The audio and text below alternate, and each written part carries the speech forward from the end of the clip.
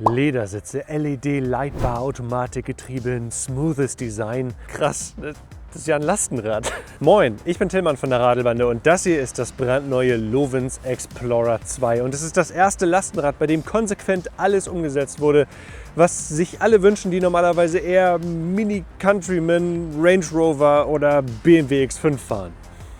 Was ich damit meine, das sehen wir mal in diesem Video.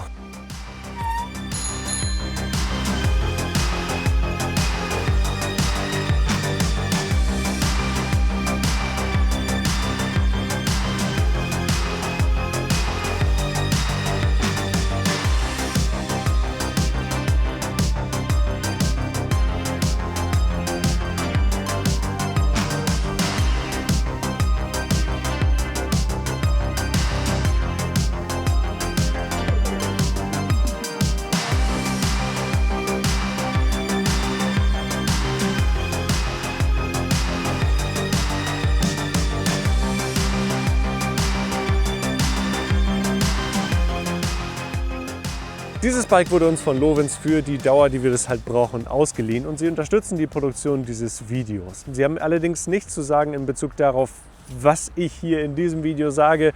Alle Gedanken und Äußerungen sind meine bzw. die auch meiner Familie und Sie bekommen das Video nicht zu sehen, bevor ihr es zu sehen bekommt. Wir sind komplett herstellerneutral. Und wenn ihr jetzt wollt, dass dieses Video möglichst vielen Leuten angezeigt wird, dann nutzt doch gerne mal diese neue Hype-Funktion, denn das ist definitiv ein Produkt, für das man mal hypen sollte. Hyper. Lovens ist eine Marke der niederländischen Firma Optima Cycles, die schon sehr lange Erfahrung im Fahrradbau haben und auch lange Jahre die Lastenräder für andere Unternehmen produziert haben. Sehr, sehr spannend. Diese ganze Erfahrung mündete 2021 in der Einführung des ersten Lovens Explorer und das Bike war ein richtiger Hit. Dank einiger schlauer Features, einem schönen Design und genau der richtigen Zielgruppe überholte es sogar den damaligen Marktführer auf dem holländischen Markt. Das Explorer 2 soll das jetzt alles noch besser machen und ich muss auch wirklich sagen, das ist schon ein ziemlicher Hingucker. Die Designsprache ist gleich geblieben, aber man erkennt sofort, dass es eleganter wirkt. Verfeinert, irgendwie stimmiger. Und das liegt auch an der technischen Raffinesse der Rahmenkonstruktion. Dieses Teil hier hinten ist ein riesiges gegossenes Aluminiumteil und damit bekommt Lovens es hin, dass hier keine Schweißnaht den Blick stört, sondern das sind alles sehr sanfte Übergänge. Und diese Farbe schimmert dann noch je nach Lichteinfall so ein bisschen anders.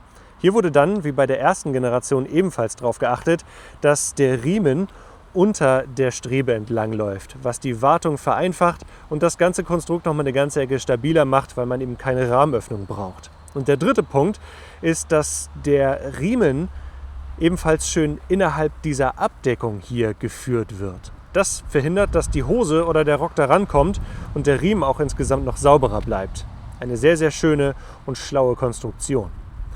Im vorderen Bereich ist das hier vorne das grüne Kunststoff mit dem Lovens-Schriftzug elegant eingebracht. Hier oben wiederum ein gegossenes Teil und auch der ganze Rest ist sehr schön integriert, besonders wenn man noch weiter vorne guckt. Dieser optionale Lichtstreifen war schon das Markenzeichen des ersten Lovens Explorer und hier wird es weitergeführt und sogar noch verbessert. Denn einerseits kann dieser LED-Streifen auch mit Blinker bestellt werden, das blinkt dann hier jeweils an den Seiten.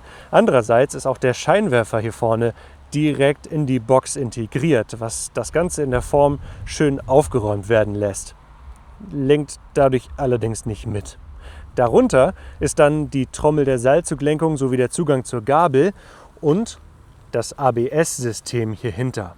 Hier hat Lovens einen guten Kompromiss gefunden zwischen Integration und Zugänglichkeit. Bevor wir zur Geometrie kommen, noch mal eine weitere Verbesserung des Explorer 2 hier unten. Die untere Trommel oder die hintere Trommel der Lenkung ist jetzt deutlich besser in diese Linienform integriert und ragt nicht mehr so weit heraus, wie das noch beim ersten Modell der Fall war.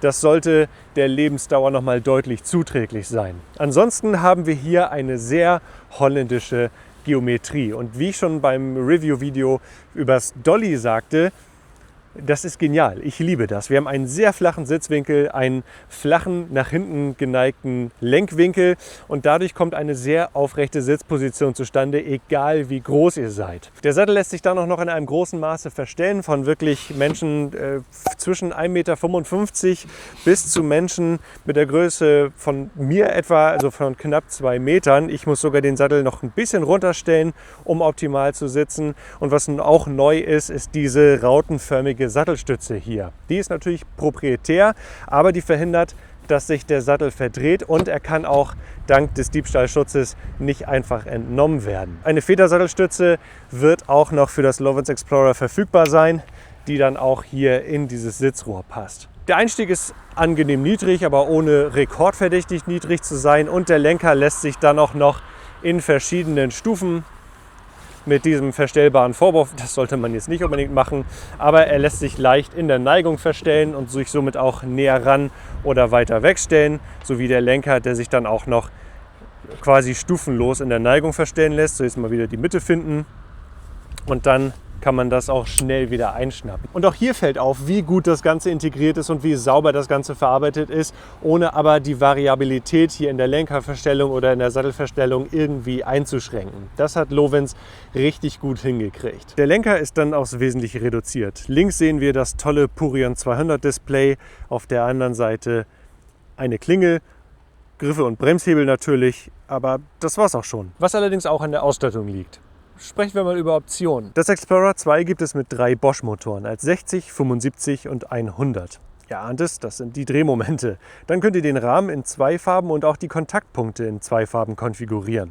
Dann gibt es 3 Akkuoptionen von 400 bis 800 Wattstunden und ihr könnt ABS dazu bestellen und auswählen, ob die Enviolo automatisch oder manuell arbeiten sollen. Da sollten doch alle fündig werden. Und da haben wir allerdings bei den ganzen Optionen noch nicht über die Box gesprochen. Die besteht aus dem Wundermaterial EPP. Expandiertes Polypropylen findet man in Motorradhelmen, in Crashboxen von Autos und EPP ist wärmeisolierend, stoßfest, es ist leicht recycelbar und lässt sich in jede mögliche Form bringen, was es zu einem idealen Material für so eine Box macht. Und im Vergleich zum Vorgänger wurde diese jetzt hier weiter heruntergezogen, sodass das ganze Rad etwas stämmiger wirkt und etwas weniger badewannenförmig. Und das wirkt sich auch im Innenraum aus. Erstmal, diese Box ist bis 100 Kilogramm belastbar, was sehr gut ist und die Variabilität erhöht. Dann bietet sie auch sehr viel Platz. Die Seitenwände sind sehr hochgezogen. Vor der Bank ist sehr viel Platz für allerlei Gepäck und die Kinder sitzen nicht ganz auf dem Boden, sondern sitzen etwas erhöht, was noch mehr Platz bietet dann unter der Sitzbank und wodurch sie dann sehr entspannt hier drin sitzen können. Und guckt euch mal die Bank an. Braunes Leder im Fahrzeug. Diese Person hat es geschafft. Und dann sind hier noch diese Nähte sehr schön verarbeitet. Überhaupt das Material, die Verarbeitung ist sehr angenehm hier beim Lovens. Die Kinder sitzen, wie gesagt, etwas erhöht, haben eine sehr schön hohe Schulterlinie. Allerdings ist die Rückenlehne nicht besonders hoch. Und diese Kopfstützen, die sehen schön aus, lassen sich aber leider in diesem Falle nicht verstellen. Was aber diese ganze Konstruktion eben ermöglicht, mit dem Lenker hier hinten, auch dass er so weit hinten ist, dass auch deutlich größere Kinder, die deutlich aus dem Kleinkindalter entwachsen sind, hier ganz einfach sitzen können und Platz finden, ohne dass sie ständig mit dem Lenker einen Schlag in den Nacken bekommen. Hier kommen dann noch 3-Punkt-Gurte mit dem Fitlock-System zum Einsatz, das sich auch sperren lässt, sodass kleine Kinder den Gurt eben nicht einfach selber öffnen können, größere Kinder dann aber schon.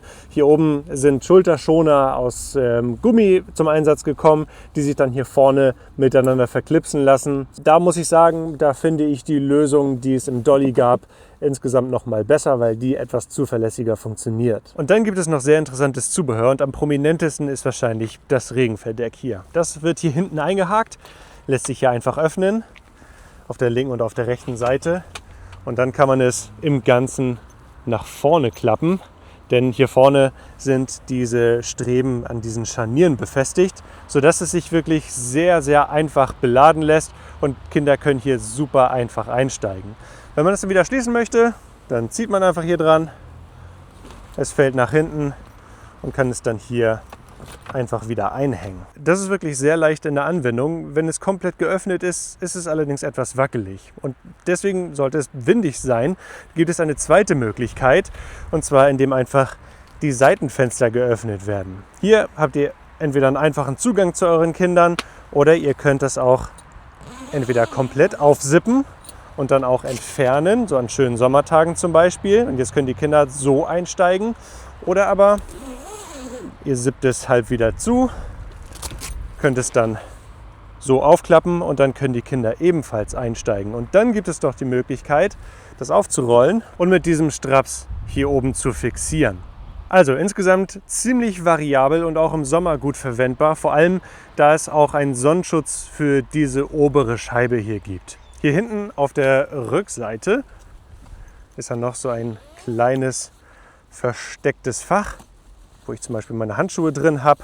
Da kommt man mit dem Reißverschluss dran und hier hinten dann noch ein Fliegengitter, sodass man mit den Kindern weiterhin gut kommunizieren kann. Es gibt für die Box aber auch noch ein weiteres flaches Cover sowie 3 weitere Möglichkeiten, um ein drittes Kind mitzunehmen. Einmal mit einer zusätzlichen Sitzbank, die hier vorne dann verschraubt wird, einem Fahrradsitz oder einer Babyschale.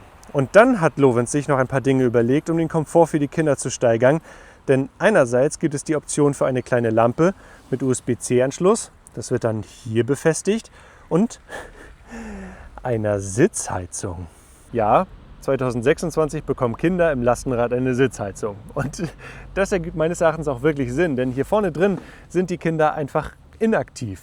Und da kann es schon ziemlich kalt werden. Und außerdem hast du in deinem SUV ja auch eine. Und fürs ungeliebte Kind gibt es auch noch Lösungen. Das fährt entweder selber oder es gibt hier diesen optionalen Gepäckträger, der bis 27 Kilogramm freigegeben ist. Hier oben eine MIG-HD-Schnittstelle hat, sowohl für Kisten als eben auch für Kindersitze. Hier an der Seite könnte man auch Packtaschen oder Ähnliches befestigen, damit eben der Platz hier an dem Fahrrad komplett ausgereizt ist. Und so kann man mit dem Lovens Explorer tatsächlich mit 4 Kindern unterwegs sein. Das ist ziemlich cool. Jetzt sehen wir das Rad aber mal vom Ständer, was sehr leicht funktioniert, und fahren eine Runde.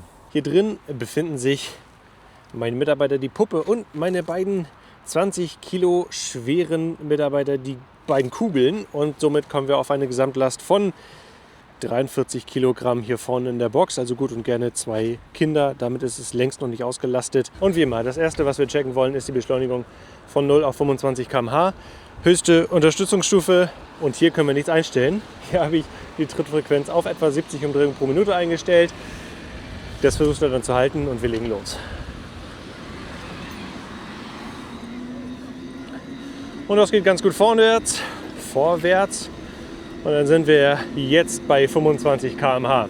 Also im Bereich von 0 bis 10, 0 bis 15 km/h ist das Rad echt flott. Dann nach hinten raus, ab 20 km/h wird es dann etwas zäher.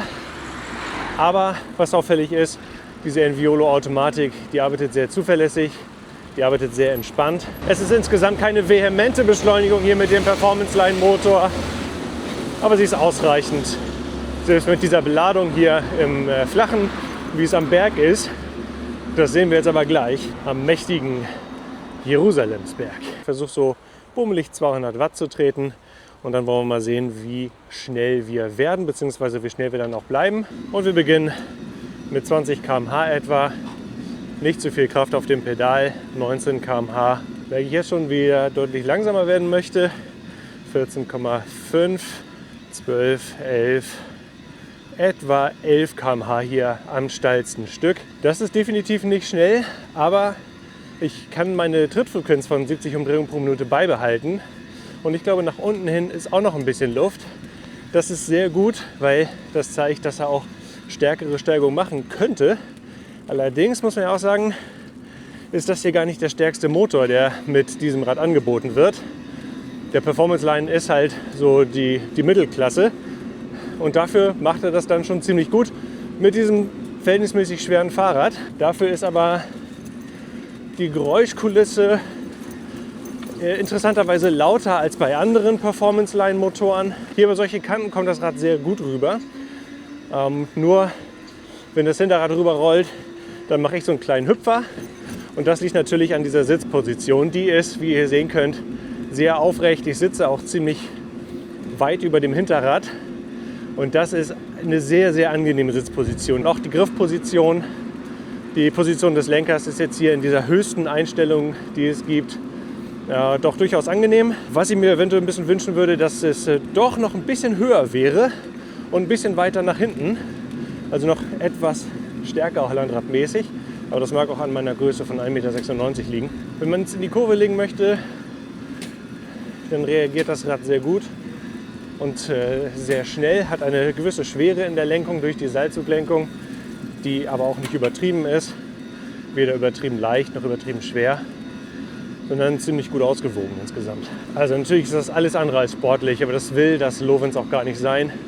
Es möchte ein gemütlicher Cruiser sein. Dazu trägt auch die Automatik eben bei, die immer die richtige Trittfrequenz wählt. Und was auch gut ist, das Rad bleibt wirklich sehr stabil. Selbst wenn man eine Hand wegnimmt und eine Richtung anzeigt zum Beispiel, macht das keine Faxen, schlägt nicht zur einen oder zur anderen Seite aus. Auch wenn man den Lenker kurz loslässt, dann bleibt es tatsächlich sehr stabil.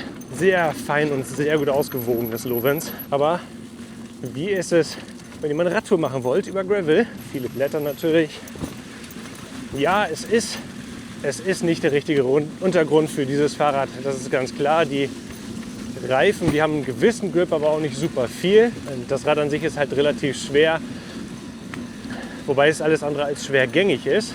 Aber mit der Größe würde ich es nicht unbedingt zum Trails fahren nutzen, aber es ist durchaus möglich, die eine oder andere Radtour damit zu machen, gar keine Frage. Es ist nur nicht das Lieblingsterrain. Und jetzt ist mal so die Gretchenfrage, wie ist es beim Anfahren am Berg? Turbomodus und wir sind durch die Enviolo natürlich im kleinsten Gang. Wir legen jetzt erstmal los, einmal ohne Berganfahrhilfe und einmal mit Berganfahrhilfe. Ohne Berganfahrhilfe sieht so aus. Bremse ziehen, aus Pedal.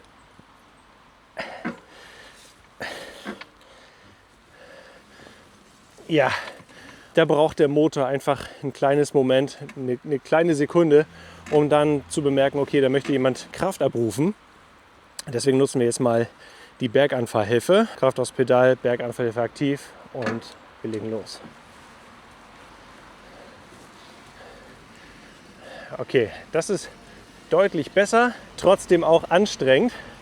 Die Übersetzung der Enviolo ist verhältnismäßig klein, aber gerade bei solchen Anstiegen muss man doch deutlich Kraft aufs Pedal bringen. Da ist halt der Performance Line nicht unbedingt der beste Motor. Wenn ihr häufiger solche Anstiege bei euch in der Gegend habt, dann würde ich definitiv den Performance Line CX oder den Cargo Line empfehlen. Zum Schieben, also auf- und absteigen, ist mit dem Lovens wirklich sehr einfach. Der Sattel bzw. das Tretlager ist schön nah über dem Boden. Das heißt, auch wenn man an der Ampel steht, kann man das Rad super ausbalancieren. Man muss sich nicht allzu sehr strecken und auch der Einstieg ist niedrig genug, um da gut und entspannt rüberzukommen und hat auch genug Fläche da unten in der Breite. Schön über Rot noch gefahren. Ja, und beim Schieben muss man das Rad so ein bisschen ausbalancieren. Es ist verhältnismäßig schwer. Der Schwerpunkt ist durch die wiederum holländische Konfiguration etwas höher als bei anderen Long John Lastenrädern. Sowohl nach vorne als auch nach hinten ist auch genug Platz, um entspannt gehen zu können. Ohne Motor funktioniert die Enviolo Automatik genauso wie mit Motor. Jetzt hier im Flachen könnt ihr das gut erkennen, dass ich hier ganz entspannt mit 8 bis 10 km/h fahren kann, mit wenig Krafteinsatz. Und wir wollen jetzt uns mal angucken, wie das ist mit der Seilzuglenkung. Wie groß ist der Lenkeinschlag? Und der ist jetzt hier tatsächlich so ein bisschen begrenzt durch das Regenverdeck, gar nicht so sehr durch den Lenkeinschlag an sich. In der anderen Richtung. Also da kommen wir wirklich auch um kleinste und schmalste Ecken rum, selbst mit diesem großen Koffer. Auch hier auf so einem Untergrund kann man ganz entspannt fahren. Die Frage ist aber, wie es auf Kopfsteinpflaster ist. Das kann dieses Rad ziemlich gut. Also die vordere Federung, die macht eine sehr gute Arbeit. Und auch hier am Sattel kommt nicht super viel an, was in diesen sehr breiten Supermoto X Reifen liegt, die an sich schon guten Federungskomfort haben. Und gleichzeitig bei gutem Grip. Wenn ihr so ein bisschen mehr Komfort euch wünscht, würde ich aber definitiv empfehlen, auf die Option der Federsattelstütze zu warten. Das ist immer was wert, denn ein bisschen Vibration kommt hier schon am Sattel an, am Lenker, aber wirklich kaum etwas. Das ist super angenehm. Gleichzeitig neigt das Vorderrad auch nicht zum Hüpfen, sondern bleibt sehr stabil auch auf diesem Untergrund. Und dann auch, wenn ihr solche schlechten Straßen habt wie diese hier, dann schluckt das Lovens wirklich erstaunlich viel weg, trotz des an sich sehr massiven Rahmens. Ich habe jetzt hier leider keine komplett trockene Straße. Beschleunigung auf 25 km/h. Und vielleicht können wir auch mal sehen, was das ABS so macht. Und an der zweiten Linie wird gebremst und das war das ABS. Das ist ein tatsächlich erstaunliches Ergebnis. Wir sind hier bei nasser Straße zum Stehen gekommen und es hat so stark gebremst, dass einer der beiden Kugeln nach vorne durchgeflogen ist. Wir haben nicht mal die doppelte Länge des Fahrrads gebraucht, trotz des ABS, um zum Stehen zu kommen. Also das ist definitiv ein Sicherheitsgewinn. Wenn ich das jetzt ohne ABS gemacht hätte, hätte ich nicht voll reinlangen können. Ansonsten aber sind die Bremsen, diese Magura MTC-Bremsen, vom Gefühl her und von der Bremskraft ja quasi unschlagbar. Sie lassen sich einfach ziehen und Lovens hat dem Bike natürlich auch entsprechende Bremsscheiben spendiert. Bremstest definitiv bestanden. Ja, die Fahrt mit dem Lovens Explorer ist definitiv ein gutes Erlebnis. Es fährt sich sehr entspannt, fast luxuriös, wenn noch mal etwas mehr Federung hinten wäre. Aber vorne die paar kleinen Passagiere, die haben es auf jeden Fall sehr, sehr gemütlich. Jetzt wollen wir mal sehen, wie es uns nach ein paar Wochen gefallen hat. Zurück ins Studio. Auf ausdrücklichen Wunsch von Editing Tillmann soll ich diese Erklärung hier verlesen. Die Sitze im Innenraum des neuen Lovens Explorer bestehen aus Kunstleder bzw. auf Werbedeutsch aus veganem Leder. Kein Tier musste für die Produktion des neuen Lovens Explorer 2 leiden. Wer das liest, ist doof. Ein paar schöne Wochen waren das mit dem neuen Lovens Explorer 2. Ihr findet eine komplette Bewertung anhand der Radelbahn Bewertungsmatrix unten über den Link in der Videobeschreibung. Jetzt wollen wir mal auf 3 Dinge eingehen, die uns besonders gut gefallen haben und 3 Dinge, die uns weniger gut gefallen haben. Und wir starten mit letzterem. Und der erste Punkt ist, hier hinten gibt es bis auf die kleine Tasche hier oben im Regenverdeck keinerlei Ablagen. Also euer Smartphone, die Schlosskette oder auch die Snacktüte müssen irgendwo anders Platz finden. Zum Beispiel in so einer Kiste hier. Der zweite Punkt, die Rückenlehne ist, wie irgendwie üblich bei holländischen Lastenrädern, sehr niedrig. Hier hätte Lovens einen echten Unterschied machen können. Und das resultiert dann auch darin, dass die Gurte von sehr weit unten kommen, über die Schultern der Kinder rübergeschlungen werden. Und gerade dann, wenn sie jetzt wie momentan Winterjacken tragen, rutschen sie sehr leicht von den Schultern. Das ist nicht optimal.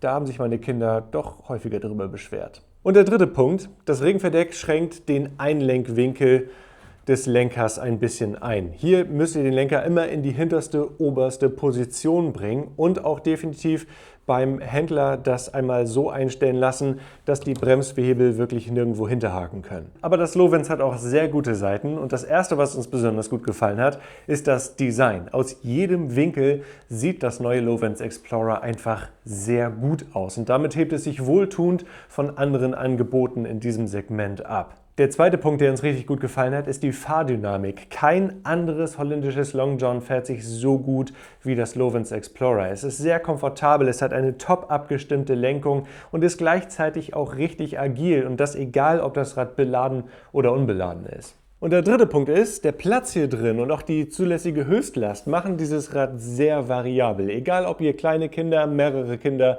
oder größere Kinder bis hin zu Erwachsenen mitnehmen wollt, das Lovens kann das alles. Aber für wen ist das Lovens Explorer 2 jetzt am besten geeignet?